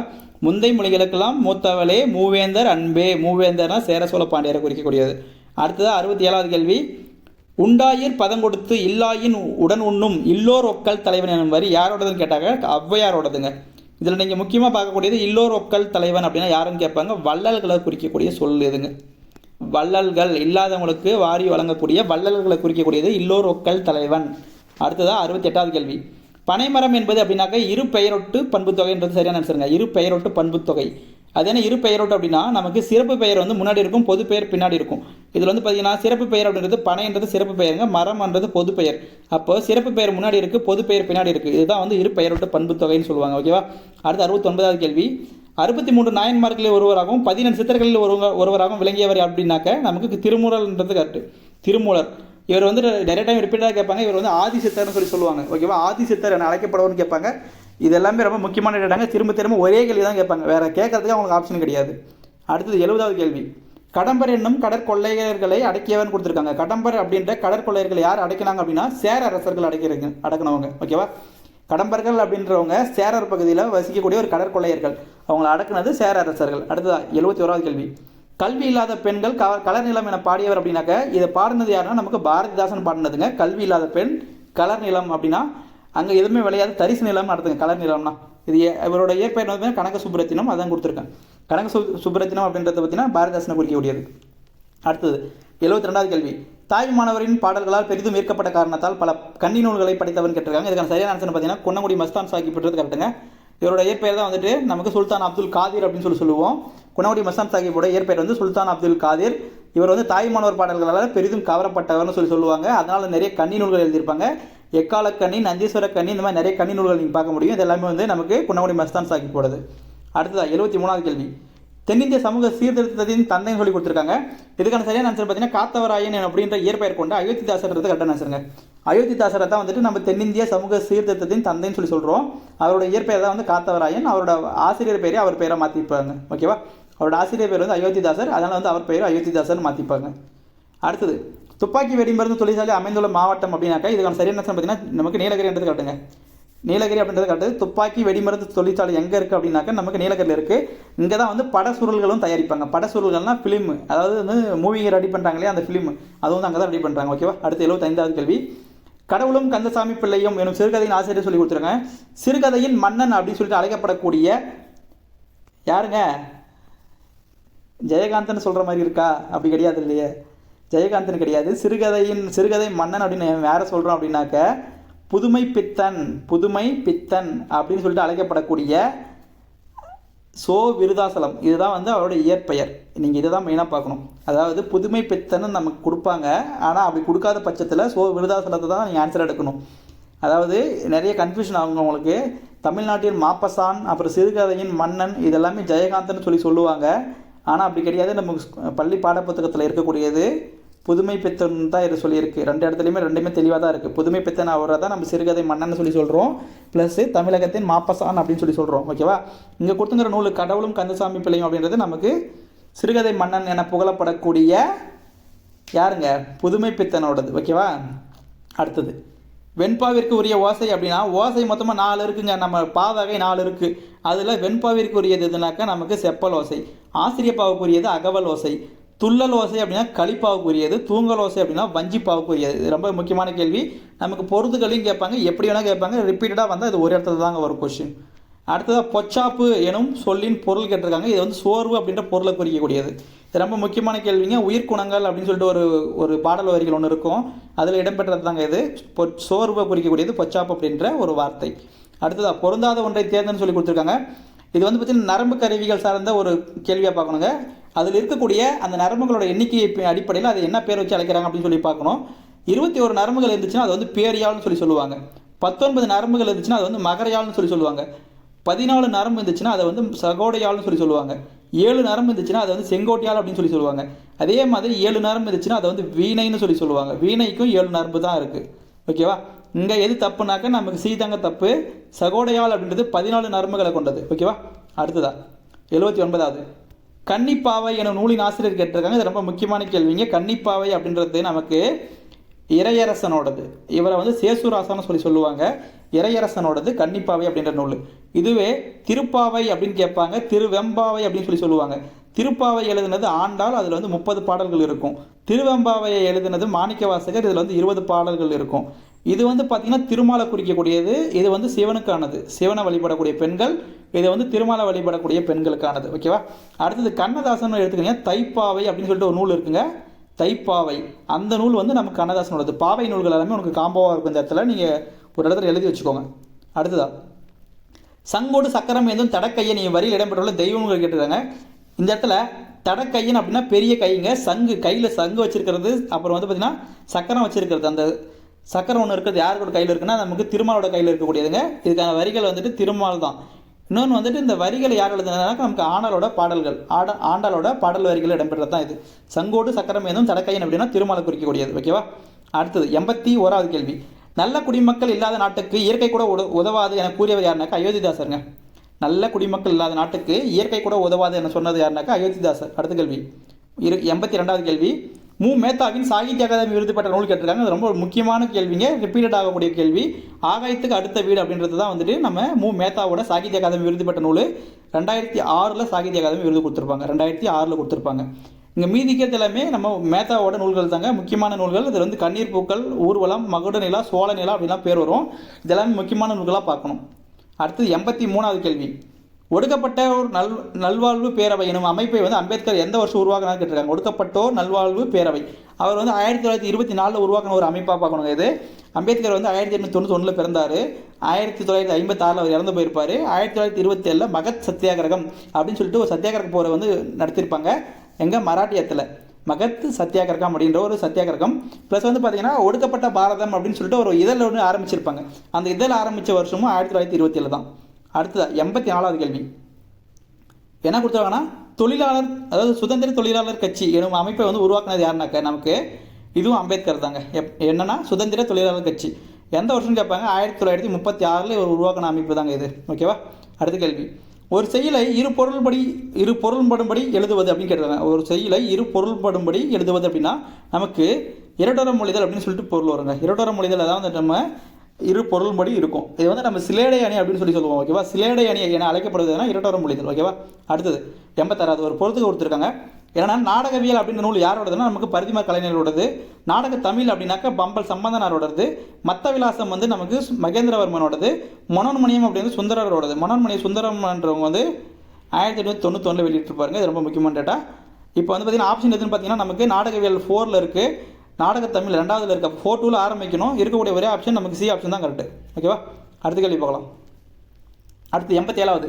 நாயக்க மன்னர்களின் ஆட்சி காலத்தில் குறவஞ்சி நாடகம் தோன்றியது. பல்லு நாடகம் உழவர்களின் வாழ்க்கை நிலையை கூறுகிறதுன்னு சொல்லியிருக்காங்க. ரெண்டுமே கரெக்டுங்க. நாயக்கர்களோட ஆட்சி காலத்தில் தான் வந்து குறவஞ்சி என்ற ஒரு நாடகம் வந்து தோன்றுறது. அடுத்தது பல்லு நாடகம் அப்படின்றது வந்து பார்த்தீங்கன்னா உழவர்களோட வாழ்க்கை நிலையை சொல்லக்கூடியது. பல்லு அப்படின்னாலே உழவர்கள் ஞாபகம் வச்சுக்கோங்க. இது வந்து உளத்திப்பாடுன்னு சொல்லி சொல்லுவாங்க. பல்லு இலக்கியம்னா உளத்திப்பாடுன்னு சொல்லி சொல்லுவாங்க. முக்கியமான தகவல். இரண்டுமே சரின்றது நமக்கு கரெக்டான ஆப்ஷன் ஏன்றது ரைட்டு. ஓகேவா? அடுத்தது 88வது கேள்வி. நாடக அரங்கின் அமைப்பு குறித்து கூறும் நூல் அப்படின்னாக்க ஒரு நாடக அரங்கம் இருக்குன்னா அது எப்படி இருக்கணும் அப்படின்னு சொல்லிட்டு அது வந்து சொல்லக்கூடியதுனாக்கா நமக்கு சிலப்பதிகாரம் தான் அந்த மாதிரி சொல்லுதுங்க. சிலப்பதிகாரம் ஒரு நாடக அரங்கம் எப்படி இருக்கணும் அப்படின்னு சொல்லிட்டு சொல்லக்கூடிய நூலாக விளங்குது. ஓகேவா? அடுத்தது 89வது கேள்வி. திருக்காவலூர் கலம்பகம் எனும் நூலை ஏற்றியவன் கேட்டிருக்காங்க. திருக்காவலூர் கலம்பகம். இங்கே திருக்காவலூர் ஊர் பேரில் வர்றது எல்லாமே மேக்ஸிமம் பார்த்தீங்கன்னா நமக்கு ஒரே ஆள் தான் வருவாங்க. அதில் வந்து பார்த்தீங்கன்னா ஒருத்தர் வந்து குமரகுருபரர். ஆனால் இந்த இடத்துல வந்து பார்த்தீங்கன்னா திருக்காவலூர். இந்த இடத்துல ஒரு விஷயம் பார்த்துக்கோங்க. காவல் அப்படின்னு ஒன்று இருக்கா. அப்போது வீரமாக இருக்கிறவங்க காவல் காப்பாங்க ஞாபகம் வச்சுக்கோங்க. அப்போ வீரமா முனிவர் அப்படின்றது கரெக்டு. திருக்காவலூர் கலம்பகம் அப்படின்னா நமக்கு வீரமா முனிவர் அப்படின்னு ஞாபகம் வரணும். ஓகேவா? அடுத்தது நான் கண்ட பாரதம் நூலை எழுதியவன் கேட்டிருக்காங்க. இது யார் எழுதுனதுன்னு பார்த்தீங்கன்னா நமக்கு அம்புஜி தம்மாள் எழுதுனது தான் நான் கண்ட பாரதம். அம்புஜ தம்மாள் எழுதுனது நான் கண்ட பாரதம் அப்படின்ற ஒரு நூல். ரொம்ப ரொம்ப முக்கியமான கேள்விங்க. விடுதலை போராட்டத்தில் தமிழகம் சார்ந்த தமிழகத்து பெண்களோட பங்குன்னு கேட்டு நமக்கு யூனிட் 8ல் கூட ஒரு கொஸ்டின் வருங்க. அதுக்கெல்லாம் இதில் வந்து முக்கியமான தகவலாக நீங்கள் பார்த்துக்கணும். இதில் இருக்கிற ஒவ்வொருத்தரையும் நீங்கள் தனித்தனியாக படிக்கணும். நம்ம அடுத்தடுத்து வீடியோவாக பண்ணலாம். நான் பண்ணுற வீடியோ ஒரு சிலது வந்துட்டு ஒரு இடத்துல நான் கொடுக்குற கண்டென்ட் கரெக்டாக இருக்குங்க. நான் சொல்கிற விதம் வேணால், அதாவது என்னோட பேச்சில் வேணால் ஒரு சில இடத்துல நான் தடுமாறி பேசலாமே தவிர, ஆனால் நான் கொடுக்குற விஷயம் எல்லாமே வந்துட்டு உங்களுக்கு படிக்க தெரியும்னு நினைக்கிறேன். நல்லாவே உங்களுக்கு புரிஞ்சிக்க முடியும் அப்படின்னு நினைக்கிறேன். அதனால் வந்துட்டு நீங்கள் என்னென்னா, நான் தப்பாக ஒரு சில விஷயம் நான் தப்பாக உச்சரித்தா கூட நீங்கள் அது என்னன்னு தெரிஞ்சுக்கோங்க, ஜஸ்ட்டு தெரிஞ்சுக்கோங்க. அதனால் வந்துட்டு நான் தப்பாக சொல்கிறேன், நான் தப்பாக உச்சரிக்கிறேன் அப்படின்றதுக்காக எனக்கு ஒன்றுமே தெரியாதுன்றதுக்காக நான் சொல்கிறீங்க. என்னால் முடிஞ்ச அளவுக்கு நான் ட்ரை பண்ணுறேன். எனக்கு அந்த உச்சரிப்பு சரியாக வரல அப்படின்றதுக்காக ஒரு சில விஷயத்தில் நான் ஒரு சில இடத்துல நான் தடுமாறுவேன். அதுக்காக வந்துட்டு நான் கொடுக்கக்கூடிய கண்டென்ட் வந்து ரொம்ப ஒர்த்தான கண்டென்ட்டுங்க, ரொம்ப இம்பார்ட்டண்டானதும் கூட. நீங்கள் நீங்கள் கண்டினியூஸாக நம்மளை ஃபாலோ பண்ணுங்கள், உங்களுக்கு அது புரியும். அடுத்ததா வேலு நாச்சியார் சிவகங்கையை மீட் ஆண்டுன்னு சொல்லி கொடுத்துருக்காங்க. வேலு நாச்சியார் வந்துட்டு சிவகங்கை எந்த வருஷம் மீட்கிறாங்க அப்படின்னு பார்த்தீங்கன்னா 1780ங்க. இவர் பிறந்த ஆண்டுனா 1730. 1796 அவர் இறந்த வருஷம். 1790 எதுக்குமே சம்மந்தம் இல்லாமல் இந்த இடத்துல கொடுத்துருக்குறேன். சும்மா உங்களை கன்ஃபியூஸ் பண்ணுறதுக்காக கொடுத்தது. ஓகேவா? இப்போ 1730 அவர் பிறந்தது, 1780 சிவகங்கை மீட்ட வருஷம், 1796 அவர் இறந்த வருஷம். யார்? வேலு நாச்சியார். ஓகேவா? அடுத்தது திணையளவு போதா சிறுபுல் நீர் எனும் வரிகள் திருவள்ளுவர் மாலையின் எத்தனையாவது பாடல்னு சொல்லி கொடுத்துருக்காங்க. இந்த இடத்துல திணையளவு போதா சிறுபுல் நீர் இந்த வரிகள் யாரோடதுன்னு அப்படின்னு பார்த்தீங்கன்னா நமக்கு கபிலரோடதுங்க. கபிலர். ஓகேவா? இந்த இடத்துல 2 சுழி நை வரணுங்க, 3 சுழி வரக்கூடாது. இதுதான் திணையளவு. 3 சுழி நை வந்துச்சுன்னா நமக்கு உயர்திணை அக்ரி அந்த இதுக்கு போயிடும். ஓகேவா? அதாவது திணையளவு போதா சிறுபுல் நீர் இந்த வரிகள் யாரோடதுன்னா நமக்கு கபிலரோடது. திருவள்ளுவர் மாலையில் 3வது பாடலாக இடம்பெற்றிருக்குது. எத்தனாவது பாடல்னா 3வது பாடலாக இடம்பெற்றிருக்குது. திருவள்ளுவர் மாலை அந்த நூலை தொகுத்ததும் யாருன்னா நமக்கு கபிலர் தாங்க. அந்த நூலை தொகுத்தது வந்து பார்த்தீங்கன்னா கபிலர். ஓகேவா? முக்கியமான டேட்டா. அடுத்தது 93வது கேள்வி. இக்கால ஔவையார் என திருவிக்காவால் பாராட்டப்படுபவர் அப்படின்னு போயிட்டு கேட்டாங்கனாக்கா அசலாம்பிகை அப்படின்றது கரெக்டுங்க. அசலாம்பிகை அம்மையார் இவங்கள தான் வந்துட்டு நம்ம திருவிக்கா இக்கால ஔவையார் அப்படின்னு சொல்லி புகழ்றாரு. ஓகேவா? அடுத்ததா குளவி குளவி என்பதன் பொருள் அப்படின்னு கேட்டிருக்காங்க. குளவி அப்படின்னா குழந்தையை குறிக்கக்கூடியதுங்க. குழந்தையை குறிக்கக்கூடியது. ஏற்கனவே முறையை பார்த்துருக்கோம். பொருந்தாத சொல்லிட்டு நான் ஆரம்பத்திலே கொடுத்துருப்பேன். அது தாங்க இங்கே கொடுத்துருக்கேன். ரிப்பீட் ஆகிருக்கு. நமக்கு இப்படின்னு கேட்பாங்க. ஒரே கொஸ்டின் வந்து 2 டைம் வரும். நீங்கள் நம்ம குரூப் 4 கொஸ்டின் கூட பார்த்தீங்கன்னா தெரியும். மேலே ஒரு கேள்வி இருக்கும், அது தொடர்பான கேள்வி தான் கீழே இருக்கும். அதனால் நீங்கள் ஒன்று வந்து உன்னிப்பாக பார்த்துக்கணும் வரது நல்லது. ஓகேவா? குளவி அப்படின்னா குழந்தையை குறிக்கக்கூடியது. அடுத்ததா தமிழ் என் உயிர் என்பேன் அப்படின்னு சொன்னது யாருனாக்க பாரதிதாசனோட வரிகள்ங்க. தமிழ் என் உயிர் என்பேன் அப்படின்னு சொன்னது யாருன்னா பாரதிதாசன். அடுத்து 96வது கேள்வி. மருமக்கள் வழி மான்மியம் அப்படின்ற நூல் யாரோடதுன்னு கேட்டிங்கன்னா நமக்கு கவிமணி தேசிய விநாயகத்தோட ஒரு நகைச்சுவை நூலுங்க. மருமக்கள் வழி மான்மியம் அப்படின்றது கவிமணி தேசிய விநாயகத்தோட ஒரு நகைச்சுவை நூல். அடுத்ததா தந்தை எனும் சொல், அதாவது தந்தை எனும் பொருளை குறிக்கும் சொல்லுன்னு கேட்டிருக்காங்க. இதுக்கான சரியானதுன்னு பார்த்தீங்கன்னா அச்சன் அப்படின்றது கரெக்டுங்க. அச்சன் அப்படின்றது கரெக்டு. இங்கே கீழே கொடுக்குற 4 ஆப்ஷனுமே நமக்கு திசை சொற்கள். திசை சொற்கள் அப்படின்னா நம்மளை சுற்றி இருக்கக்கூடிய பகுதிகளில் ஒரே அந்த சொல்லை வந்து எப்படி சொல்கிறாங்க அப்படின்றத திசை சொற்கள். இப்போ நம்ம இடத்துல நம்ம தந்தைன்னு சொல்கிறோம் அப்படின்னா இந்த கேரளாவில் அச்சன் அம்மைன்னு சொல்லுவாங்க. அதுதான் அந்த இடத்துல சொல்கிறாங்க. அப்போது தந்தை என்னும் பொருளை குறிக்கக்கூடிய சொல்லி எதுனா நமக்கு அச்சன்றது கரெக்டு. 98வது கேள்வி. குணங்குடி மஸ்தான் சாஹிப்பை தைரியநாதர் என அழைப்பர், யாதும் ஊரே யாவலும் கேளீர் என்ற பாடலை பாடியவர் கணியன் பூங்குன்றர் சொல்லி கொடுத்துருக்காங்க. இதில் 2வது கட்டுங்க. கணியன் பூங்குன்றனாரோட பாடல் வரிகள் தான் யாதும் ஊரே யாவரும் கேளீர். இது வந்து ஐநா சபையோட அந்த வாசலையே வந்து எழுதப்பட்ட ஒரு வரிகளாக இருக்குது. மிக முக்கியமான தகவலுங்க. அடுத்தது குணங்குடி மஸ்தான் சாஹிப்பை நம்ம தைரியநாதன் சொல்ல மாட்டோம். தைரியநாதர் என அழைக்கப்படுவது யாருனாக்க வீரமாமுனிவர். இது ரொம்ப முக்கியமான கேள்வி. ஓகேவா? அடுத்ததா 99வது கேள்வி. நெல்லும் உப்பும் நேரே ஊரீர். நெல்லும் உப்பும் நேரே ஊரீர் அப்படின்னா இந்த வரிகள் எதில் இடம்பெறுதுன்னா நமக்கு அகநானூரில் இடம்பெறக்கூடிய வரிகள்ங்க. அகநானூரில் இடம்பெறக்கூடிய வரிகள். இதில் என்ன சொல்ல வராங்க அப்படின்னா நெல்லும் உப்பும் வந்து ஒரே மதிப்பு, விலை மதிப்பு. ஓகேவா? இப்போது ஒரு நெல் வந்து எவ்வளோ விலை விற்கிதோ அதே அளவுக்கு ஈடான விலையை விற்கக்கூடியது தான் உப்பும். அது 2மே சொல்லியிருப்பாங்க. 2மே வந்து ஒரே விலையுடையது அப்படின்ற சொல்லக்கூடியதான் வந்துட்டு இந்த பாடல் வரிகள். அதாவது நெல்லும் உப்பும் நேரே ஊரீர் இது இடம்பெற்றது நமக்கு அகநானூரில். அடுத்ததான் ஒன்றோடு ஒன்று மோதி இசைக்கப்படும் கருவிகள் இசைக்கருவிகள்னு கேட்டிருக்காங்க. இதுக்கான சரியானதுன்னு பார்த்தீங்கன்னா நமக்கு கஞ்சக்கருவிகள்ன்றது காட்டுங்க. கஞ்சக்கருவிகள். காற்றுக்கருவிகள்லாம் புல்லாங்குழல்லாம் வருங்க. தோல் கருவினா நமக்கு மத்தளம் இந்த மாதிரி உடுக்கை இதெல்லாம் வரும். நரம்பு கருவினா வீணை சம்பந்தமாக யாழ் சம்பந்தமாக வரும். கஞ்சக்கருவிகள்ன்றது இந்த சேகண்டி இந்த மாதிரிலாம் வருங்க. ஓகேவா? முடிஞ்ச அளவுக்கு சொல்லியிருக்கிறேன். ஒரு சில டேட்டா மிஸ் பண்ணியிருக்கலாம். நம்ம அடுத்தடுத்து வரக்கூடிய டெஸ்ட்டில் கவர் பண்ணிக்கலாம். தப்பாக எடுத்துக்காதீங்க. முடிஞ்ச அளவுக்கு தொகுத்து கொடுத்துருக்குறேன். இந்த வீடியோ வந்து நம்ம லைவ் வீடியோவாக போடலான்னு ரெடி பண்ணியிருந்தேன். நிறைய டெக்னிக்கல் இஷ்யூங்க தொடர்ந்து பண்ண முடியல. வீடியோ லைவ் போடலான்னு ஸ்டார்ட் பண்ணேன். போகும்போது பார்த்திங்கன்னா நமக்கு நிறைய டைம் வந்து ட்ரை பண்ணால் அது வந்து கரெக்டாக வரல. எனக்கு வந்து நீங்கள் பண்ணுற கமெண்ட் ஒன்று தெரிய மாட்டேங்குது லைவ் பண்ணலான்னு. நான் மொபைலில் தான் லைவ் பண்ணலான்னு ட்ரை பண்ணுறேன். ஆனால் நீங்கள் போடுற கமெண்ட் என்ன, நீங்கள் லைவில் இருக்கீங்களா இல்லையா ஒன்றுமே தெரிய மாட்டேருக்குங்க. என்னோடய மொபைல் டிஸ்பிளே வேறு உடஞ்சிருச்சு. அதனால் ஒழுங்காக தெரியல, தப்பாக எடுத்துக்காதீங்க. இந்த வீடியோ வந்து லைவாக பண்ணியிருக்கணும், பண்ண முடியல. அதனால் வந்து நான் வீடியோ அதாவது வந்து பதிவிட்டு கொடுக்குறேன், அதாவது வந்து ரெக்கார்ட் பண்ணி போடுறேன். தப்பாக எடுத்துக்காதீங்க. இனி வரக்கூடிய டெஸ்ட்டுக்கும் நான் இதே மாதிரி முடிஞ்சால் ரெக்கார்ட் பண்ணி கொடுத்துட்றேன். லைவ் வந்து நம்மளால் பண்ண முடியல, லைவ் பண்ணலான்னு ட்ரை பண்ணேன், பண்ண முடியல. தப்பாக எடுத்துக்காதீங்க. நான் சொன்னபடி நான் லைவ் போட்டுருந்துருக்கணும், பண்ண முடியல. கொஞ்சம் சப்போர்ட் பண்ணுங்கள், தப்பாக எடுத்துக்காதீங்க. நம்ம சேனலை முடிஞ்ச அளவுக்கு சப்போர்ட் பண்ணி சப்ஸ்கிரைப் பண்ணி சப்போர்ட் பண்ணுங்கள். நம்ம முடிஞ்ச அளவுக்கு அடுத்தடுத்து வரக்கூடிய வீடியோவில் நல்ல தகவல்களை தொகுத்து கொடுப்போம். ஓகேவா? நன்றி.